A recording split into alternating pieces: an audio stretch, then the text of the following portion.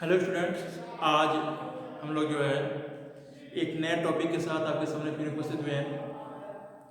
वो टॉपिक का नाम है त्रिविमीय क्षेत्र। ये जो त्रिविमीय क्षेत्र है इसके बेसिक कंसेप्ट के बारे में पढ़ेंगे, क्योंकि जब बेसिक कॉन्सेप्ट थोड़ा सा आ जाएगा हमें तो इस त्रिविमीय क्षेत्र में स्ट्रेट लाइन और उसके साथ साथ इसमें समतल प्लेन, इसके बारे में जानकारी जो होगी उसके बारे में हम लोग पढ़ेंगे। तो पहले तो हम लोग आते हैं किस पर कि इसकी बेसिक जानकारी क्या है, पॉइंट क्या है। देखिए, आपको पता है कि किसी समतल अगर कोई बिंदु होता है, कोई समतल जैसे मान लीजिए बोर्ड है, इस बोर्ड में हम एक बिंदु लेते हैं, एक बिंदु पी, उसको दर्शाते कैसे हैं, एक्स वाई से, जो आपने 10th में पढ़ा हुआ है।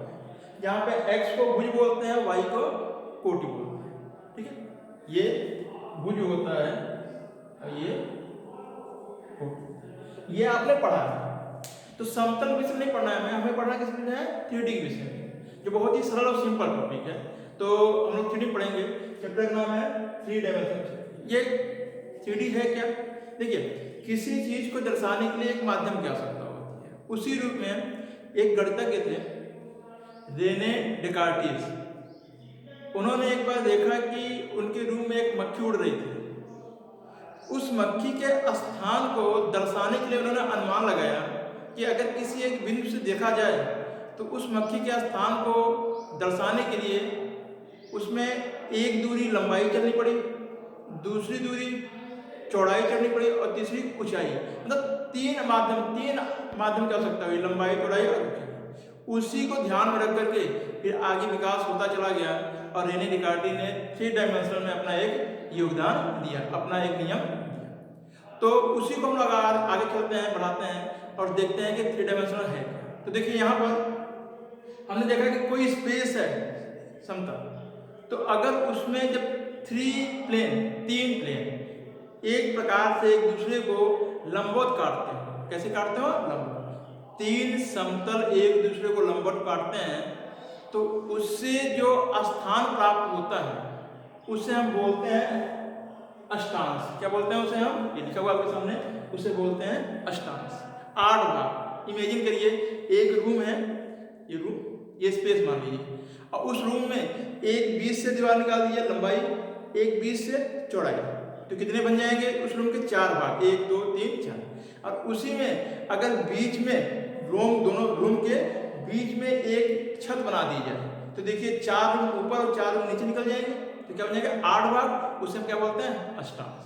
तो क्या देखा गया कि 3 समतल जब एक दूसरे को लंबवत काटते हैं तो अष्टांश प्राप्त होता है। जो तीनों समतल होते हैं वो जब लंबवत काटते हैं तो उनकी दिशाओं को निरूपित करने के लिए हमने 3 अक्ष लिए, अर्थात किसी अंतरिक्ष में, स्पेस में 3 रेखाएं इस प्रकार से हो जो तीनों एक दूसरे पर लंब हो। कैसे हो, लंब, उन्हें हम अक्ष के नाम से जानते हैं, जिसमें से एक होता है एक्स अक्ष, दूसरा होता है वाई अक्ष और तीसरा होता है एक्स अक्ष, वाई अक्ष और ये हमें प्राप्त होता है। जो एक्स अक्ष, वाई अक्ष और जेड होता है, इन्हीं के आधार पर हम बिंदुओं को निरूपित करते हैं, और ये तीनों अक्ष जहां पर मिलते हैं उसे बोलते हैं मूल बिंदु, जिसको आप पहले ही जानते हैं। क्या बोलते हैं उसको, मूल बिंदु। तो हम यहाँ पे 3D पढ़ेंगे कि मूल बिंदु है, जिसकी वैल्यू क्या होती है, 0 0 और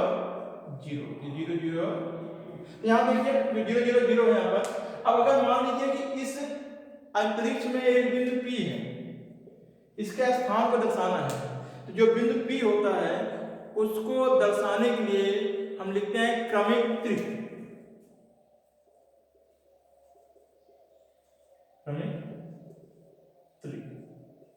क्या लिखते हैं, क्रमिक त्रिक, मतलब क्रम से लिया गया 3 मान, जिसको हम एक्स वाई जेड से निरूपित करते हैं। एक्स का मतलब एक्स दिशा में मूल बिंदु से दूरी, वाई का मतलब वाई दिशा में मूल बिंदु से दूरी, और जेड का मतलब जेड दिशा में मूल बिंदु से दूरी। अर्थात यहाँ O से अगर यहाँ तक की दूरी हम एक्स मान लें, ये एक्स हो गया, यहाँ से यहाँ तक की दूरी हम क्या मान लें, वाई मान लें, ये वाई हो गया, और यहाँ से यहाँ तक की दूरी जेड मान लें, तो क्या हो गया, जेड हो गया। तो हम यहाँ से यहाँ आए, फिर यहाँ से इधर गए, ऐसे इधर, वास्तव में यहाँ की दूरी नहीं है, ये मूल बिंदु से दूरी है, लेकिन हम इसको 3D में इमेजिन कर रहे हैं तो समतल में दिखाना थोड़ी समस्या होगी आपको, तो इमेजिन करना होगा कि ये इधर नहीं है, ये ऐसे है पेन की तरफ ऊपर की तरफ। तो यहाँ से यहाँ तक की दूरी जो है, इधर हम x दूरी चले और यहाँ से इधर y दूरी चलेंगे, और ठीक यहाँ से ऊपर अगर हम चले ऊपर, यहाँ पर अगर हम ऊपर की तरफ चले यहाँ पर तो देखेंगे ये जो दूरी है वास्तव में ये दूरी यहाँ नहीं है, ये दूरी किधर है, इस मूल बिंदु से ऊपर की दूरी जो ये जेड को निरूपित करता है। तो आपको इमेजिन करना है थ्री को कि ऐसे दूरी चलेंगे तो जो प्राप्त होगा हम कहाँ पहुंचेंगे P पर, तो ये x ये y ये पूरी दूरी जेड को निरूपित करती है जो P के स्थान को निरूपित करती है। तो पहला पॉइंट हमारा यही होगा कि किसी दिए गए बिंदु को अंतरिक्ष में दर्शाते हैं तो वो किस अष्टांश में होगा, किस अष्टांश में। बहुत सिंपल है, पी एक्स वाई जेड है, अष्टांश है, अष्टांश में 8 भाग होंगे। तो देखिए यहाँ पर लिखा अष्टांश, ये टेबल बना दिया हमने, अष्टांश है first second third fourth fifth six seven 8 भाग बनेंगे।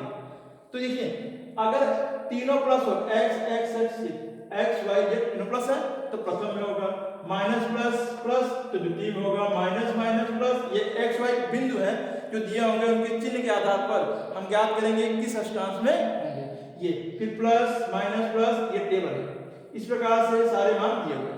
आपको इस टेबल को याद नहीं करना है, बहुत सिंपल तरीके से आप टेबल को बना लोगे याद हो जाएगा। ध्यान रखिए ये आपको पता है कि जब कोई समतल होता है, जैसे ये समतल है, चलिए मानते हैं समतल, ये समतल है, इसमें 4 भाग बने जिसको हम चतुर्थांश बोलते हैं। क्या बोलते हैं? चतुर्थांश। और जो चतुर्थांश होता है उसमें हम क्या करते हैं कि ये प्लस प्लस होता है, ये माइनस प्लस होता है, ये माइनस और माइनस होता है, ये प्लस माइनस होता है। ये तो आप जानते हैं, बड़े आसान तरीके से पता है आपको। आपको यही रखना है कि अगर यहाँ पे हम प्लस कर दें, जेड को क्या करते हैं एक मान बढ़ा दिया तो पहले में हो गया, यहाँ भी प्लस कर दें तो दूसरे में आ गया, यहाँ भी प्लस कर दें तो तीसरे में आ गया, यहाँ भी प्लस कर दें तो चौथे में। इसका मतलब कि ये जो पहले चतुर्थांश था उसमें अगर जेड का मान हम प्लस कर दें 4, ये 1 2 3 4 तक हमने प्लस किया, ये पहले से लेकर चौथे तक में आएगा। और फिर इसी में अगर हम क्या कर रहे हैं माइनस, देखिए माइनस माइनस माइनस माइनस, तो किसमें आ गया 7वें 6वें 7वें 8वें और 5th 6th 7th और 8th में। तो 5 है, 1 से 4 तक में जेड प्लस होता है और 5 से 8 तक में जेड माइनस होता है। तो आपको अगर चतुर्थांश होता है इसमें तो हम नहीं करेंगे, तो हम समझाने के लिए ये अंतरिक्ष में होता है, स्पेस में होता है। तो बहुत सिंपल है, इसके आधार पर आप जेड को लेकर के बड़े आसानी से बता सकते हैं कि कौन सा बिंदु किस अष्टांश में होगा। जैसे हम एक एग्जांपल लेते हैं, अगर हम कहें कि हमारे पास एक बिंदु है -2 3 और 5, ये किस अष्टांश में होगा, किस अष्टांश में। बहुत सारा देखिए, पहले इन दोनों को देखिए, ये किस अष्टांश किस चतुर्थांश में, उनको छोड़िए इन दोनों को। तो हमें पता है ये माइनस और प्लस है, ये दूसरे में होता है चतुर्थांश, और ये क्या है प्लस, तो मिला के क्या हो गया दूसरे में। किस में चला गया ये दूसरे अष्टांश में। लेकिन अगर इसी में हम माइनस कर दें तो देखिए ये तो दूसरे में रहेगा, लेकिन ये माइनस हो गया। तो जेड जब माइनस होता है तो कहां शुरू होता है 5वें से, तो 5वां और एक 6वां, क्योंकि ये दूसरे में है भाई, पहला 5वां बन जाएगा और दूसरे में जाएगा 6वां, तो क्या बन जाएगा ये क्या बन जाएगा। तो आपको जेड को देख करके पहचानना है कि अगर जेड प्लस में है तो 1 से 4 के बीच में होगा, जेड माइनस में है तो 5 से 8 के बीच में होगा। और वो काउंट कहां से करेंगे फर्स्ट, ठीक है। तो जेड माइनस शुरुआत, अगर जेड माइनस में है शुरुआत करेंगे पहला दूसरा तीसरा चौथा, उसका नाम लेंगे 5 6 7 8। इस प्रकार से कोई बिंदु है, अगर मान लो ले लेते हैं यहाँ पर P, एक बिंदु है 2 -3 और -7, कह रहा है किस अष्टांश में है। तो बहुत सिंपल, ये चौथे में है प्लस माइनस और बाहर माइनस है, तो चौथे का क्या बन जाएगा 8वां, 1 2 3 4 5 6 7 8। देखिए प्लस माइनस प्लस माइनस। तो आपको याद नहीं करना है, केवल जेड प्लस है तो 4 में, माइनस है तो आगे के 8 में, 5 से 8। तो ये रहा अष्टांश। अब हम आते हैं कि अगर कोई बिंदु दिया हुआ है और उसके बाद एक बिंदु और दिया हुआ है तो उन दोनों के बीच की दूरी क्या होगी। अभी हमें क्या होता है कि किसी बिंदु को दर्शाते हैं वो किस अष्टांश में होगा उसके बारे में। अब आगे दो दिए गए बिंदुओं के बीच की दूरी, कहाँ 3D में, 3 डायमेंशन में, 3 मिमी क्षेत्र में। तो त्रिविमीय क्षेत्र में हम आएंगे दो दिए गए बिंदुओं के बीच की दूरी। मान लिया एक बिंदु P है x1 y1 और दूसरा बिंदु क्या है Q x2 y2। कह रहा है इन दोनों के बीच की दूरी PQ, दोनों के बीच की P और Q के बीच की दूरी PQ। तो बहुत सिंपल है, जैसा कि आपने समतल में पढ़ा हुआ है कि दो बिंदुओं के बीच की दूरी क्या x2 माइनस x1 का whole square plus y2 minus y1 का whole square plus z2 minus z1 का। बड़ा सिंपल है, बहुत ही सरल तरीके से आप ज्ञात कर सकते हो। अगर z को छोड़ दें तो कहाँ तो होगा समतल में हो जाएगा, लेकिन यहाँ पे z जुड़ जाता है क्योंकि यहाँ तीन बिंदु आ जाते हैं भाई, बिंदु एक ही रहता है उसमें x y z तीन माध्यम हो जाते हैं, ठीक है। तो तीन के रूप में है दूरी होती है प्राप्त हो जाता है, या इसी को हम लिख सकते हैं under root x1 minus x2 का whole square plus y1 minus y2 का और प्लस z1 माइनस z2 का। बड़े आसानी से हम प्राप्त कर सकते हैं। यहाँ पे अब अगर कोई कहे कि दो बिंदु दिए हुए हैं आपके पास और उनके बीच की दूरी क्या है, तो देखिए हम यहाँ एग्जांपल लेते हैं। हमने माना कि जो बिंदु है P और Q, इनका पॉइंट ले लेते हैं। P का मान 2 1 माइनस 3 और Q का मान -1 3 और -1। कह रहा है PQ क्या है, इनके बीच की दूरी क्या है, दूरी इनके बीच की ये ध्यान रखिए दूरी PQ के बीच की दूरी। चाहे ये फार्मूला लगाओ चाहे ये फार्मूला, आपकी इच्छा है क्योंकि ये स्क्वायर है तो इसमें कोई अंतर नहीं आने वाला है कि क्या प्लस होगा अथवा। चलिए यहाँ देखते हैं -1 x2 यहाँ से minus x1 x2 minus x1 तो माइनस का होल स्क्वायर प्लस y2 3 -1 का होल स्क्वायर प्लस -4 और यहाँ पे माइनस और -3। आपको यही थोड़ा ध्यान रखना है। और यहाँ पर हल करेंगे तो देखिए आपका -2 -1 दोनों माइनस से जुड़ जाएंगे तो -3 का स्क्वायर प्लस 3 में से कट गया 2 का स्क्वायर और 4 यहाँ पे माइनस ये माइनस माइनस प्लस तो क्या हो जाएगा -1। और जैसा आप हल करेंगे इसको 3 त्रिका 9, यहाँ पे 2 दूना 4 और यहाँ प्लस 3 तो 9 10 4 तो रिजल्ट कितना आ गया अंडर रूट में 4। कितना सरल है, दो बिंदुओं के बीच की चाहे आप ये फॉर्मूला लगाएंगे तो भी यही वैल्यू आएगा, मान में कोई अंतर नहीं होगा। तो आपने क्या सीखा कि जब स्पेस में अंतरिक्ष में दो बिंदु दिए होते हैं तो उनके बीच की दूरी कैसे ज्ञात करते हैं, दोनों के बीच की दूरी का फॉर्मूला। अगर इसी में कोई कहते हैं केवल एक बिंदु दिया है, एक बिंदु और मूल बिंदु से, कहां से, मूल बिंदु से दूरी है, क्या लिख दिया मूल बिंदु से, दूसरा बिंदु नहीं दिया, दूसरे बिंदु को क्या कर दिया मूल बिंदु। तो आपको पता है कि मूल बिंदु क्या होता है 0 0 0। इसका मतलब इसने दूसरा बिंदु दिया हुआ है लेकिन शब्दों में दिया वो क्या है 0 0 और 0। बस फार्मूला वही है, फार्मूला में कोई अंतर नहीं है, फार्मूला वही है। इनके बीच की दूरी तो क्या पता है कि 0 में से कुछ घटाओगे तो वही वैल्यू आएगी माइनस के रूप में। यहाँ पर फार्मूला यूज करेंगे अंडर रूट में 0 -2 का होल स्क्वायर 0 -1 का होल स्क्वायर और 0 -3 का होल स्क्वायर।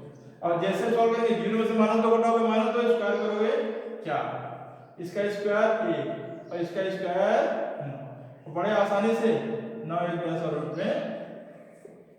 तो जरूरी नहीं है कि 14 ही आए, यहाँ पे दूसरी वैल्यू भी आ सकती है दिए गए इन संख्याओं इन मानों के आधार पर।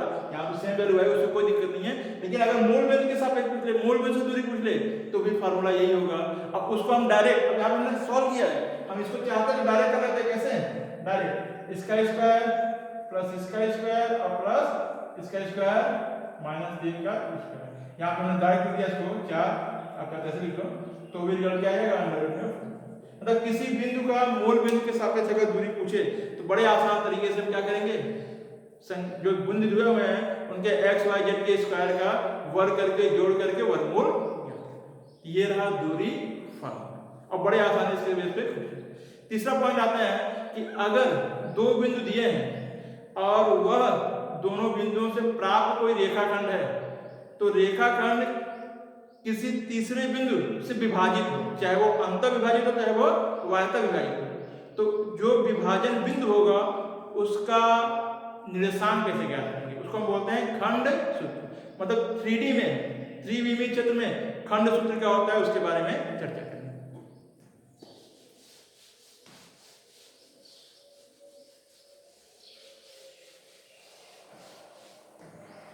दिए गए खंड सूत्र क्या रहता है। अच्छा, यहां पर इसको बोलते हैं हम खंड। ये कब लगाते हैं, जब विभाजन बिंदु के निर्देशांक ज्ञात करना। किसके निर्देशांक, विभाजन बिंदु के निर्देशांक ज्ञात करने, किसमें ज्ञात करने, ज्ञात करने। सरल नहीं है विभाजन के निशान। मान लीजिए आपके पास P है और यहाँ क्या है, पी क्यू रेखाखंड है, इसके मान दिए हुए हैं x1 y1 और इसके मान दिए हुए हैं x2 y2 और ये मान दिए हुए हैं x2 y2। हमें करना क्या है, कह रहा है कि इसके बीच में कहीं भी, एकदम मध्य में नहीं, कहीं भी एक बिंदु क्या है R है जो इसको विभाजित कर रहा है।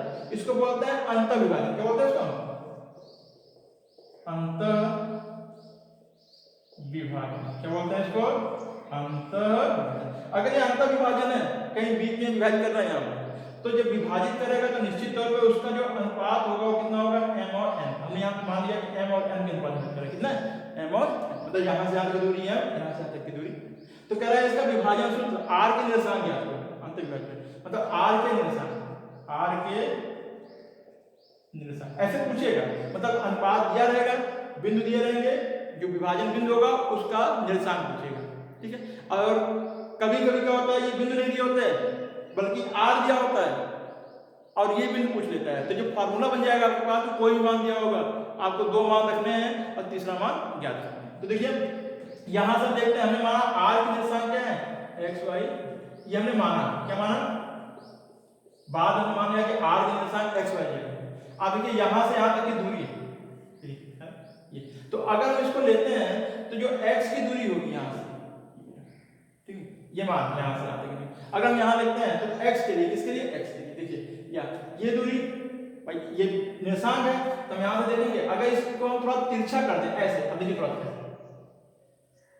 आपको समझाएंगे हमने क्या क्या p और q कर दिया, इसे समझ में आ जाती है। और यहां आपका m हो गया, यहां क्या हो गया m।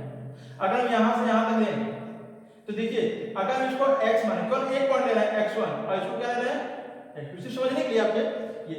तो आप बताइए, और यहाँ पे हमारा x है, केवल एक ले रहा है, तो यहाँ से यहाँ तक दूरी, ये दूरी कितनी होगी, यहाँ से यहाँ तक, ये हो जाएगी x माइनस x1। और आप बताइए यहाँ से यहाँ तक की दूरी कितनी होगी, ठीक, x2 माइनस x, यही होगी। तो अगर इन दोनों का अनुपात निकालें, क्या निकालें, अनुपात, तो ये अनुपात m और ये अनुपात n है। तो यहां से हम देखेंगे x बराबर हो जाएगा, ये इसी आधार पर ये m, यहां से m का m बटा n, तो m की वैल्यू कितनी है, x माइनस x1 बटा x2 माइनस, ये वैल्यू प्राप्त हो गई। अब क्रॉस मल्टीप्लाई करेंगे, क्या करेंगे, क्रॉस मल्टीप्लाई। चलिए क्रॉस मल्टीप्लाई करते हैं यहां पर और देखते हैं कि वैल्यू क्या प्राप्त होगी। यहां से देखिए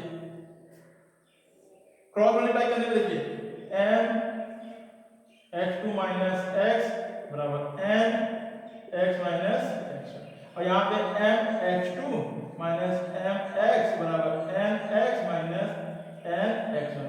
इधर ट्रांसफर करेंगे, हमें x की वैल्यू निकालनी है, इसको उधर ले जाएंगे, इसको इधर, m x2 plus n x1 बराबर n x plus m x। अब यहाँ से हम जैसे मान लेते हैं यहाँ पर ये वैल्यू, तो देखिए यहाँ से क्या जाएगा,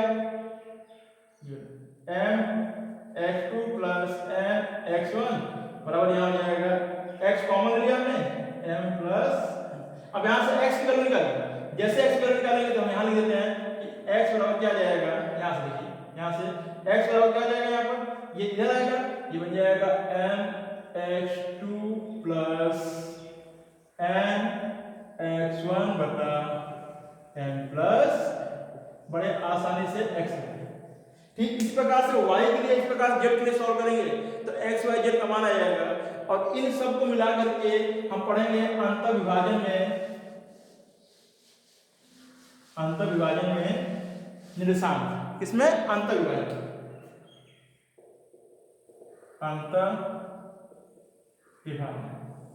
में अंतर विभाजन निर्देशांक पहला x बराबर वही m x2 plus n x1 बटा अनुपात दिया होगा आपको, पहला अनुपात, दूसरा बिंदु का जो मान होगा x2 n x1 बटा दोनों का योग। इसी प्रकार से y बराबर हो जाएगा आपका m, अब x का स्थान पे y2, यहाँ पर n y। अगर आपको एक समझ में आ गया तो इन दोनों को बड़े आसानी से सॉल्व करेंगे। और तीसरा हो जाएगा हमारा z बराबर, यहाँ पे z रख देंगे z2 प्लस n प्लस इसको कहते हैं x y z। और यही क्या होगा? r के निर्देशांक, किसके? अंतर विभाजन में r के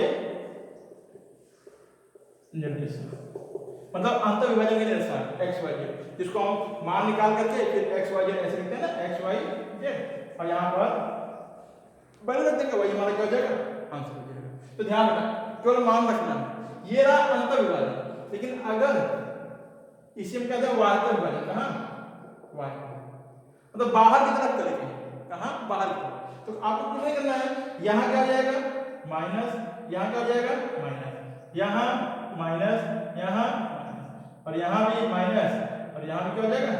केवल प्लस और माइनस का, अंत में प्लस होता है, वायता में माइनस होता है। इसी बेस पर क्वेश्चन को सॉल्व करेंगे। चलिए एक एग्जांपल ले लेते हैं और बहुत सिंपल तरीके से इसका मान ज्ञात करते हैं कि खंड सूत्र का प्रयोग कहाँ करेंगे और इसका यूज कैसे करेंगे। तो कह रहा है कि एक बिंदु है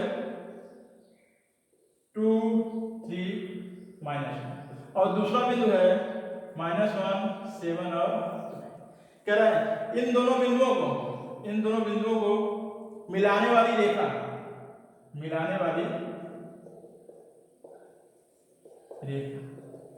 के अंतर विभाजन के निर्देशांक ज्ञात करो। अंतर विभाजन क्या? अंतर विभाजन के निर्देशांक, अंतर विभाजन R के निर्देशांक या किसके निर्देशांक? R निर्देशांक। जबकि यह 2 और 3 के अनुपात में करता है। किसके? 2 और 3, ये मान लिया, यह 2 और 3 के अनुपात में विभाजित करता है। ठीक है, ऐसा क्वेश्चन दे देगा आपको। क्या करना है आपको? हमने माना कि अंतर विभाजन क्या है, माना R के निर्देशांक x y और मान लिया। तो बस फार्मूला x बराबर वही फार्मूला को लिखना है m1, यहाँ पे m x2 plus n x1 बटा n प्लस। चलो मान रख देते हैं m 2 x2 -1 प्लस n 3, यहाँ पे x1 2 बटे में m प्लस 1 2 प्लस। जैसे आप सॉल्व करेंगे इसको देखिए तो -2 प्लस 6 बटे में ये कितना हो जाएगा? 4 बटा, कितना क्या? 4। ठीक इसी प्रकार से अगर y ले लें तो 1 निकला, क्या निकला? अगर कहते y यहाँ y, अब डायरेक्ट मान रखा हूं मैं, यहाँ m की वैल्यू 2, यहाँ y2 7 प्लस 3 और यहाँ 3 बटे में 2 प्लस 3। और जैसे आप सॉल्व करेंगे तो देखेंगे 7 गुना 14 और 3 3 का 9, तो 14 10 24 23 बटे कितना सरल है। अब इसी प्रकार से आपको कह दिया जाए जेड के निर्देशांक, किसके निर्देशांक? जेड के। तो देखिए इसी प्रकार से आप जेड के भी मान ज्ञात कर सकते हैं और बड़े आसानी से वैल्यू को आप हल कर सकते हैं। तो हमने x और y निकाला, जेड आप ज्ञात करके आप करना क्या है? जेड का मान आपको रखना है और बड़े सिंपल तरीके से आप इसको हल कर सकते हो रिजल्ट को। भाई यहाँ जैसे जेड होगा तो वही रखना है आपको, m into z2 plus n into z1 upon m plus. जो जेड के मान प्रश्न में दिए हुए थे हमको रखना है और सॉल्व कर लेना है। और लास्ट में एक्स वाई जेड के मान को रख करके क्वेश्चन को हल कर लेना है। तो इस प्रकार आज हमने त्रिकोणीय क्षेत्र में बेसिक जानकारी दी। अब त्रिकोणीय क्षेत्र में बहुत सी चीजें पढ़ना है हमें, ठीक है। तो नेक्स्ट वीडियो के साथ हम लोग आएंगे और नई चीजें आपको बताएंगे कैसे इसको सॉल्व करते हैं। इसके आधार पर आप कई क्वेश्चन लेकर सॉल्व करिए, क्योंकि बेसिक कंसेप्ट है। अगर ये आ जाएगा तो इसके बाद जो चीज पढ़ेंगे वो आसानी से पढ़ लेंगे। ठीक है, घर पे रहिए, स्वस्थ रहिए और अध्ययन करते रहिए। जय हिंद।